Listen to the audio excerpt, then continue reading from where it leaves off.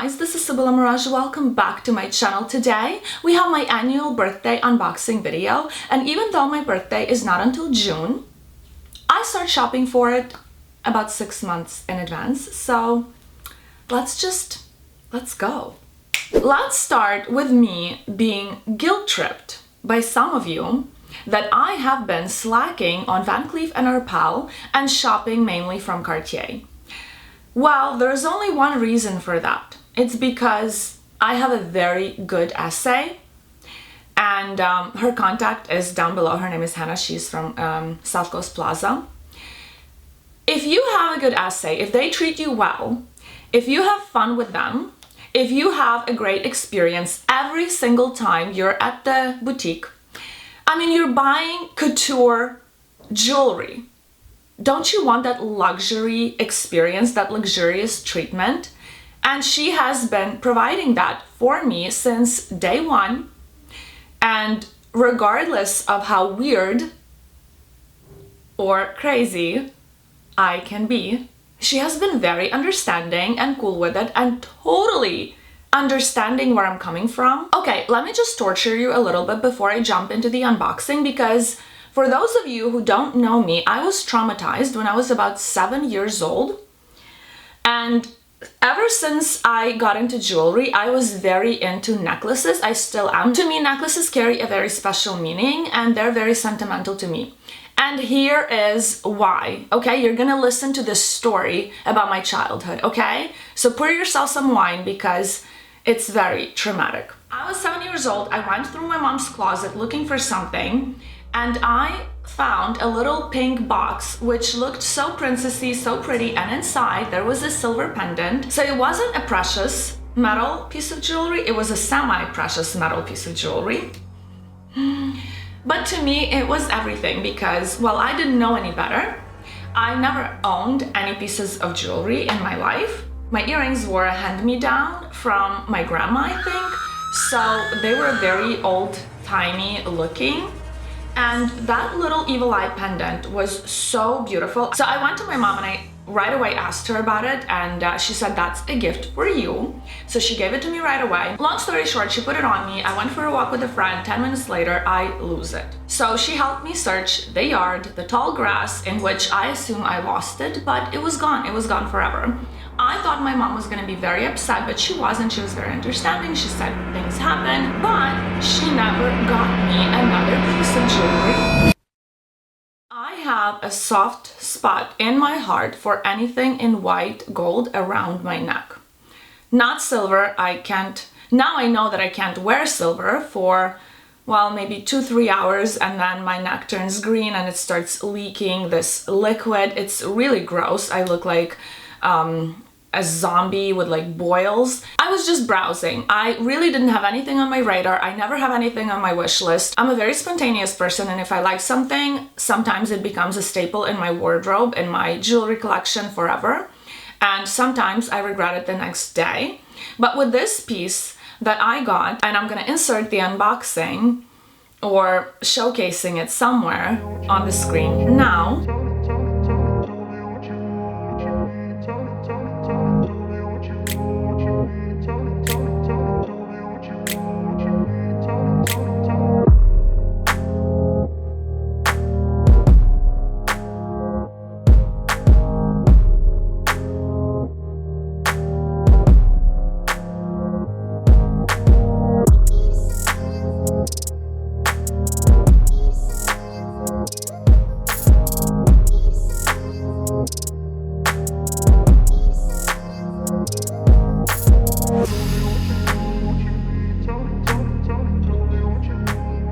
When I saw that piece, it wasn't love at first sight. I did not know how I felt about it right away because I have this exact piece of jewelry. This is the Cartier necklace with a diamond. Every single diamond from this collection is JIA certified. They come in rose gold and in white gold, and if you want it in yellow gold, you need to request it or custom make it, or probably request it, they'll make it for you. Because I have a necklace just like that in rose gold, and I constantly get questions about it. I wear it all the time. I sleep in it. It's a diamond on a rose gold chain. Nothing is gonna happen to it. I felt like maybe I should get the same one in white gold, but I had that thought for like a microsecond a long time ago in the past.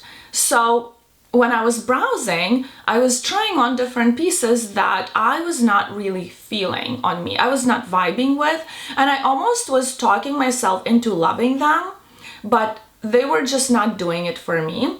And they were very pricey and they were very beautiful. And then I remembered that moment in my life when I thought about this necklace, and I just asked to show what they had in the specs I was after, because I'm very specific with the diamonds, and this is why. I had a conversation with the manager of one of the Van Cleef boutiques.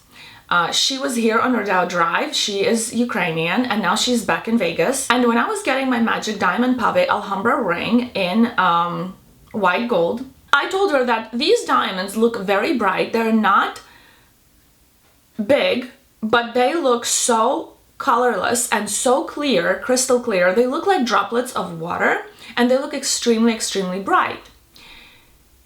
And she said, you know what, my mom never had large diamonds, but she only went for the best of the best. So her diamonds were on the smaller side, so she went not after the size, but after the quality. And we had that little chat, and I really felt like I was like in her mom's skin in a way. I literally became her in that moment. I always try to put myself in other people's places, and that really helped me with choosing diamonds for the rest of my life, it seems like, because I am not after a large diamond. I am after a perfect diamond. Size doesn't matter at all when it comes to diamonds. When I told her what I wanted, she started showing me things, and they were not in the price range I wanted. I wanted more expensive. I wanted better. I wanted a little bit bigger for what she was showing me. But with the specs that I wanted, they had limited availability. And for me, I will just tell you the clarity. Obviously, I wanted a colorless diamond. Okay, so in the nutshell, because I don't know how many jewelry experts, diamond experts are out there, but if you're like me and you're not that knowledgeable in diamonds and all of their specs and characteristics, all you really need to go after, well, of course, the cut is extremely important, which I learned after. But when it comes to Cartier, you're already getting an excellent cut diamond. So in this pendant, you're getting a brilliant round cut diamond, and it's an excellent cut. So you're gonna get the best cut. It's a Cartier diamond. So if you're buying from a local jeweler, you need to really, really pay attention to the cut. But when it comes to Cartier, you need to go after color and clarity. So for me, I wanted the diamond to be DE or F, and I wanted the clarity to be at the very worst VVS1. I did not want to even look at VVS2. Forget VS1 and VS2, because I am a nightmarish person when it comes to, I don't know, overworking myself, OCDing about things, just looking under a magnifying glass. I don't know how many magnifying glasses I've gone through, because I just they run out of batteries. They literally do not shine anymore, and I have to replace them. How neurotic do you have to be to freaking research, like look into your pieces? Like you're gonna find flaws where you look for them. So better take it from me and don't do it, because it's a lot, it's stressful. But because I don't come from money, I am very neurotic when spending such large sums of money. Even though those are gifts, most of them are gifts, I still want my jewelry to be perfect because of the price tag. So you can have your diamond flawless, internally flawless, and VVS1. And I would, which is so, see, this is gonna show you how crazy I am when choosing the clarity of my diamonds. I don't like internally flawless, because internally flawless means it's flawless on the inside, but it has a blemish on the outside somewhere. And I would much rather have a little tiny microscopic blemish inside of my diamond rather than on the surface, which is probably the most stupid thing to say because internally flawless is still a little bit higher than VVS1. VVS1 means very, very slight inclusion 1. There is very, very slight inclusion 2, which can have 2 little specks, which can be like feather or pinpoint. We're not getting too deep into that. But VVS1 was the worst I wanted to go for me, just because knowing me, you can't, VVS2 is perfect. VS1 and VS2 is very good. But if you are to look at your diamond under a magnifying glass, knowing me, I'm gonna find a blemish and I'm gonna look at it. I'm gonna stare at it and it's gonna stick out to me like a sore thumb, and I didn't want it. So I had a very strict, there was no negotiation for me when choosing a diamond that was bigger. I wanted bigger. I wanted it in white gold, and I wanted something that could be a statement piece, but also a piece for every day. And now wearing it for a long time since I got it, sleeping in it, showering in it, it's on my neck right now, as you can tell. I feel like I don't need anything else. I just have my watch. I don't have any earrings when I have this on. It's always on the shortest setting on me because I like it in the dimple of my collarbone. That's just me. You can obviously wear it however you like it. You can even extend it. And you really need to think and make the right decision and the right choice, because you cannot exchange or return GIA certified diamonds back to Cartier. Technically you can, but it's a headache. So this is how it works. When you buy your diamond, when you pay for it and you take it out of the store, out of the boutique with the GIA certificate, when you bring it back, you want a smaller diamond. You want a better quality diamond. You will not get a refund. You will not get a store credit. You will need to wait 3 to 4 weeks because they will take this piece, they will send it to New York to Cartier jewelers to authenticate it, to make sure that you did not switch the diamond. It has to match the GIA certificate. So even, forget this, even if it's a tiny little 0.1, if it has a certificate, it's gonna go through a huge process, a very lengthy, torturous for you, a client, process for you to get the store credit. So when you buy anything with a certificate, you need to be confident that you're going for the biggest one that you will ever want and the best one that you can afford, because if you want another one, you will need to wait, and then it takes away from that beautiful experience. So every single piece from Cartier has an individual serial number, like you know, and it's connected in their system to a GIA certificate. So if you lose a GIA certificate in the future, they can reprint it for you because it's already connected to your piece of jewelry, which is so comforting to know. And the reason I'm talking about this is because I understand that this is a couture diamond. It is not worth the price tag. I could probably have saved $10,000 buying it from a local jeweler, but the reason I would never, ever do that, I would much rather not have diamonds at all, it's because I have... So let's say I go to a local jeweler and he offers me 2 stones. One is D, one is E. Both are 1 carat, both are VVS1, but they have a huge price difference because of the color. D is the top colorless stone and E is one below. Now I can easily be sold an E color stone with a D certificate, whatever printout that they can give me, and I would never know the difference. So buying from a local jeweler, you need to have a third-party authentication done. So you buy a piece of jewelry and you take it to a different jeweler, pay him separately, wait for him to confirm that that certificate belongs to that stone. That's a no-brainer. You have to do that. You can't just take their word for it. I would never do that. And if I want a luxurious piece of jewelry, who are you to tell me that I shouldn't want a luxury experience with it?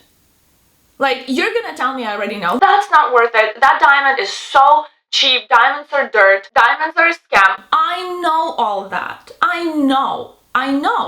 But that's not the point.